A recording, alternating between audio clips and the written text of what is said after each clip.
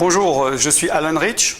Cette semaine, nous allons commencer une série sur le sujet de la conversion et de la repentance. En fait, c'est un seul sujet, c'est celui de la conversion, mais la repentance fait partie de la conversion. Et je vais l'expliquer dans ces séries-là. Vous pouvez vous dire, bon, moi je suis converti, je suis chrétien depuis longtemps, je sais que je suis converti, c'est un sujet qui ne m'intéresse pas. Ce qu'il faut comprendre, c'est que le thème abordé concerne deux aspects. C'est exactement le même principe pour le nouveau venu qui se convertit et le chrétien, qu'il soit chrétien depuis peu ou depuis très longtemps, et qui fait une erreur, qui pêche et qui doit revenir à Dieu. Donc, cela vous concerne beaucoup. Il va y avoir beaucoup de versets. Alors, si vous êtes sérieux dans l'étude de la Bible, si la Bible est votre rocher, est votre source doctrinale sur laquelle vous vous basez, il serait peut-être bien de vous munir d'un papier et d'un stylo pour écrire tout cela. Alléluia. La conversion. Qu'est-ce que c'est la conversion? Qu'est-ce que ça veut dire? Conversion, en fait, ça veut dire, c'est un tournant, hein, c'est se tourner, n'est-ce pas, à 180 degrés. C'est-à-dire, je marche dans cette direction-là. Si je dis que je vais convertir ma voie, je me convertis, je tourne de l'autre côté, du côté opposé. On utilise ce terme maintenant un peu dans tous les domaines, une conversion politique, professionnelle. Mais en fait, donc la réalité au niveau biblique, c'est bien d'une conversion totale. Ce n'est pas que je sois là et je change un peu, ou même un quart. C'est vraiment un tournant complet. Je faisais du mal, maintenant je fais du bien. Hein. Je haïssais ceci, maintenant je l'aime. Et il est important donc de comprendre qu'une conversion est un changement total. Et pour venir à Jésus, pour être sauvé, ou bien pour sortir d'un écueil dans lequel on peut être en tant que chrétien, il faut une conversion totale. Il faut un changement complet et total. Amen. Pour se convertir, il faut déjà réaliser que tu es un pécheur. Un pécheur, c'est quelqu'un qui a fait une faute ou des fautes ou qui sent avoir fait quelque chose de mal. Si tu viens à Jésus, si tu es en train d'entendre parler de l'Évangile, il faut que tu saches, que tu réalises que tu es un pécheur, que tu as fait du mal. Si tu es chrétien et que tu as fait quelque chose de mal, que tu reviens à Dieu, la première chose qu'il faut faire, c'est reconnaître ton péché, reconnaître ton erreur, que tu as fait du mal. Tu ne peux pas venir ou revenir à Dieu en faisant comme si rien ne s'était passé et en disant, bon, là, j'arrête, je change, mais c'est pas grave, je fais comme si la chose n'était pas arrivée. Il faut reconnaître, comprendre, prendre conscience que tu es un pécheur. Dans beaucoup de cultures dans le monde et de religions, la notion du péché est très présente. Ce qui s'est passé évidemment en Occident avec le catholicisme, il y a eu un peu une distorsion par rapport à la notion du péché, un peu scinder le mal, le péché en petites catégories et grandes catégories, des péchés plus facilement pardonnables, d'autres moins, des péchés capitaux, etc. Mais aux yeux de Dieu, il y a le péché. Tu as fait une erreur, reconnais-le, avoue-le. C'est aussi simple que ça. Dans notre subconscient collectif, en tant qu'occidental, il y a énormément de personnes qui ont été éduquées avec la notion du péché. Et ensuite, arrivés à maturité, quand ils sont un peu adultes, ils veulent rejeter ça. Ils veulent se dire, je ne veux pas me sentir coupable, je veux pouvoir faire ce que j'ai envie et pas qu'on me dise que c'est mal.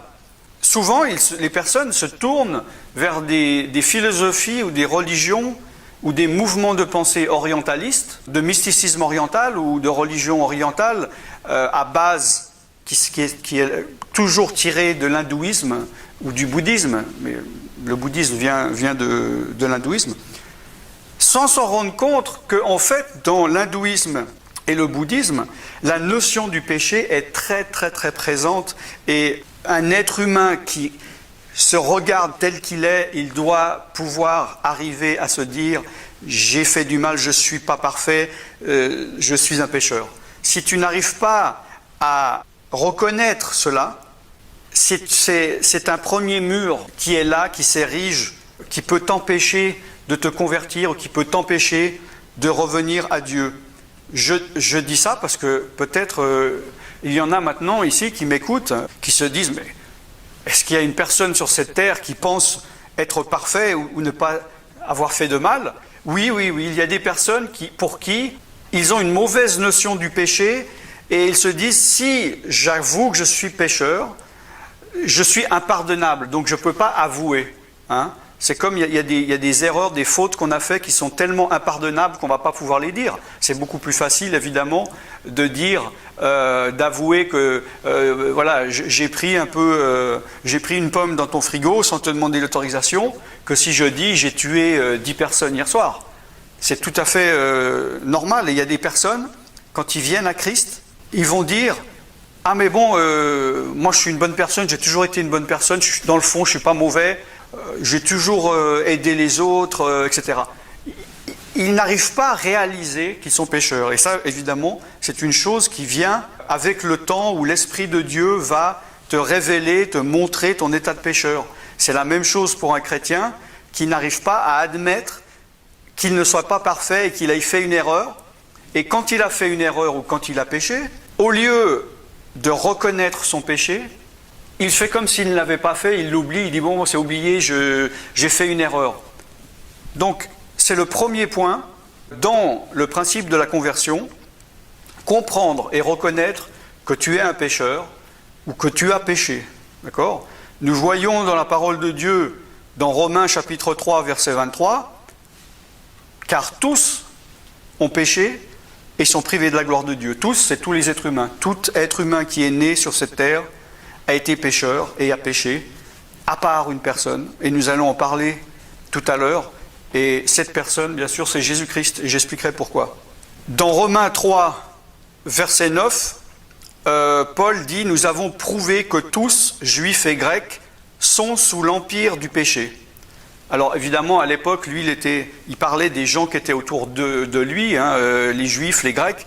Maintenant, on pourrait dire tous ont péché, les athées, les hindouistes, les bouddhistes, peu importe. Tout le monde a péché. D'ailleurs, il est dit dans Romains 11, 32, « Car Dieu a renfermé tous les hommes dans la désobéissance pour faire miséricorde à tous. » D'accord ? Dans Ecclésiaste chapitre 7, verset 20, « Non, il n'y a sur la terre point d'homme juste, aucun homme juste qui fasse le bien et qui ne pêche jamais. » D'accord ?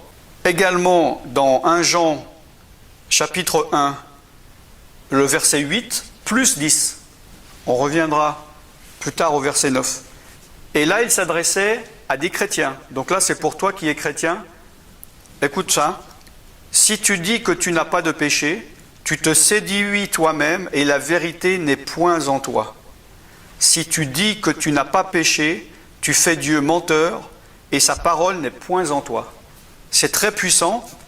Je répète, si tu es chrétien et tu te dis « Non, moi j'ai jamais péché, depuis que je suis né de nouveau, je ne fais pas de péché, je n'ai pas d'erreur. » Si tu dis, 1 Jean 1,8, si tu dis que tu n'as pas de péché, tu te séduis toi-même et la vérité n'est pas en toi. Si tu dis que tu n'as pas péché, tu fais Dieu menteur et sa parole n'est point en toi. Donc c'est très puissant.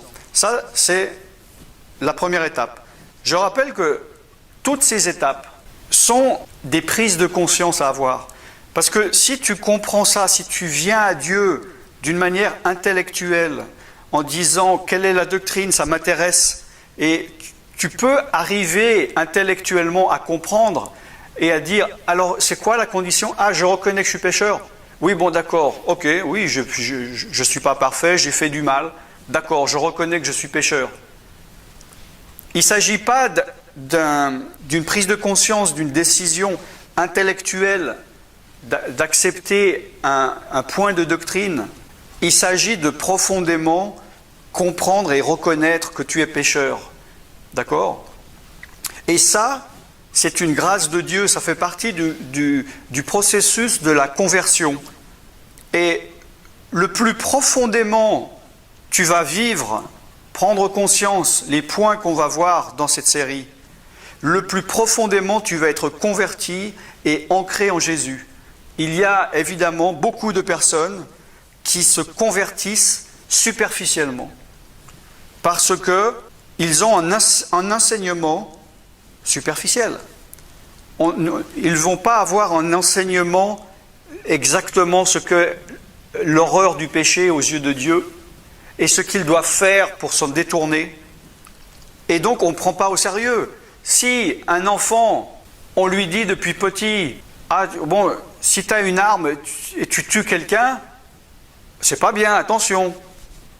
Est-ce qu'il va avoir la même approche de cet acte que si on lui parle sérieusement en lui disant, tu sais, si tu tues quelqu'un, tu enlèves une vie, tu brises une famille, tu vas passer ta vie en prison, on lui explique, il va avoir une conscience de cet acte, de ce mal beaucoup plus profond.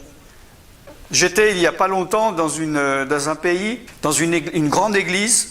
Par rapport à ce pays, je crois qu'il y avait 2 ou 3 000 membres. Et je voyais que, évidemment, pour avoir autant de monde, cette église ne peut pas faire beaucoup de reproches à ses membres. Et les membres doivent être à l'aise. Et quand il a fait un appel, le pasteur, j'étais content. À la fin, il faisait un appel en disant si quelqu'un veut venir à Jésus. Et il leur a parlé. Mais il n'a jamais parlé à aucun moment de mal, de péché, de repentance. À aucun moment de pourquoi Jésus a dû mourir sur la croix. Il n'a jamais parlé de ça. Il a dit, oh viens Jésus, tu veux ce bonheur, tu veux cette lumière, tu veux cette paix. Ah, Jésus t'accepte tel que tu es. C'est même pas une conversion. C'est une approche. Alors j'espère qu'après, par la suite, il y a un enseignement plus profond et où les personnes vont être ancrées et vont comprendre les valeurs de Dieu et les valeurs de sa parole. Donc le point numéro 1 que nous venons de voir, c'est comprendre et reconnaître que tu es un pécheur. Le message de la semaine prochaine que nous allons continuer dans cette série sur la conversion, nous allons voir le point numéro 2 entre autres, qui est comprendre la conséquence du péché. Comprendre et prendre conscience, comme j'ai dit tout à l'heure, tous ces points ne sont pas seulement quelque chose que tu dois comprendre intellectuellement, mais que tu dois vivre profondément, émotionnellement, du fond de ton être.